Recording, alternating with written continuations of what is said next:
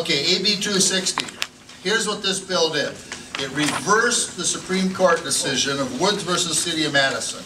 And the Woods versus City of Madison case in 2003 held that the City of Madison, and then in effect of any other city or village, could within 3 miles of, for cities over 10,000 and villages and cities under 10,000, a mile and a half, deny plats based upon the proposed land use. Prior to that, and the case that controlled before is Gordy Boucher versus Madison, which is on the bottom of that analysis there. It held that they couldn't deny on land use, that they'd have to deny in what's called traditional land division authority. That's lot size street configurations.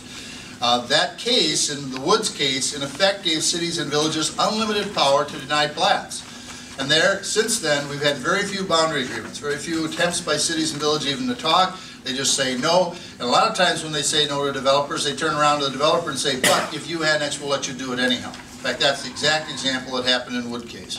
Now this bill, we had it in session 2 years ago, got it out of the Assembly on a significant vote, 69 to 30, never could get it out of committee in the Senate. This time around, we got it out of the Assembly in February, got it over to the Senate, actually had it in both houses, but the vote in the Senate was based on the Assembly vote. And it was scheduled a week ago from Thursday on April 15th. The League of Municipalities and Alliance clearly fought it. We had one other group, the Thousand Friends of Wisconsin, that also registered against it.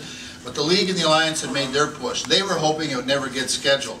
Senator Kreitlow, who's from the Eau Claire area, was a strong advocate. He had tried 2 years ago and over the last year to see if there was some type of a middle ground, some kind of compromise. And he had pushed us as well to try to come up with it.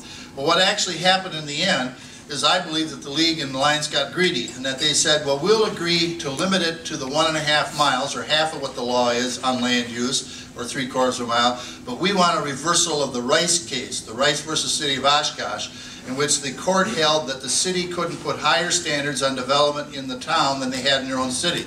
That's a case from about 12, 15 years ago in which the developers in the town outside of Oshkosh had been told you have to have 5-rod roads, curb and gutter, sidewalks, and the city didn't even require that of their own developers in their own city, and the court said that was not right, they can't have higher standards. So we'd won that case 12 years ago, and now the League was asking to reverse that, plus get something out of the limits on the land use. When Kreitlow, as a senator and lead author, said that's not fair, I'm not for that, he just said no more negotiation. He went to the legislative majority leader, Senator Decker, and Senator Decker comes out of Wausau, and he sits in a tough spot because first of all he's got the city of Wausau and a lot of rural towns to the north, but he also has to lead his caucus, and he was concerned about some of the legislators.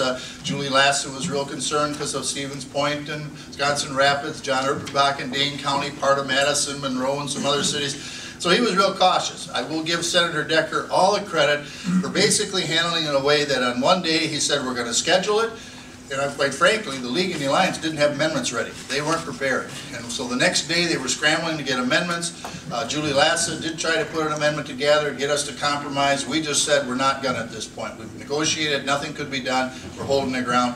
And we had some very significant votes. Initially there was an attempt to refer it to committee. That vote only got 11 out of the 33, so that signaled we were fairly strong. In fact, we had legislators from Milwaukee, Green Bay, who supported us, and I commend again Jolene and Ann because they did the legwork to get them at that point. The next attempt was to do an amendment that Julie had to basically cut that distance in half without the Rice case. So the League had said we'll try to get something. That failed. And the final concurrence, we had 27 legislators out of 33, including Senator Lasso, vote for concurrence. So that's a very positive bipartisan vote.